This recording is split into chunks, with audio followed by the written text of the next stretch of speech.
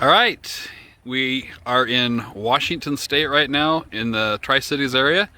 What you're looking at, and by the way, this is Sunday, May the 29th of 2022. What you're looking at right there is the confluence of the Snake River and the Columbia River, two of the mightiest rivers of the entire Northwest. Let me pan over here to the left. This is the Snake River out there. It starts up in northwest Wyoming, not super far from where I grew up. It actually flows right past a mile or two from where I grew up as well.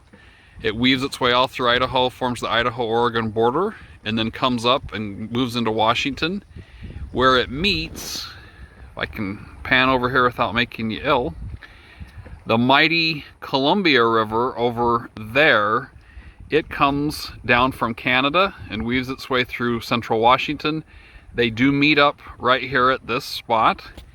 Lewis and Clark, on their trip, they came down the Snake River and camped here for just a short time, and then they sailed on down. They would have went through there all the way down where the Columbia forms the border between Oregon and Washington, and made it all the way to the Pacific Ocean.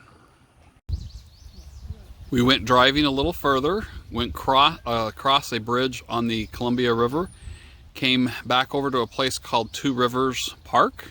It's also a frisbee disc golf, I guess if that's what you call it, park as well, where you can do frisbee golf or disc golf.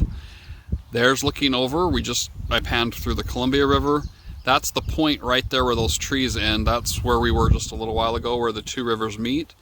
Going back over there further behind, over where that large white building is, that would be the Snake River back in there. Again, the two come together right here, and then they flow on down that way. They eventually form the border between Oregon and Idaho, or excuse me, Oregon and Washington, and go on down to the Pacific Ocean. When we were over there, we went to a little museum they had, and they talked about how Lewis and Clark and the party came down the river, the Snake, and camped here before heading on down to the ocean.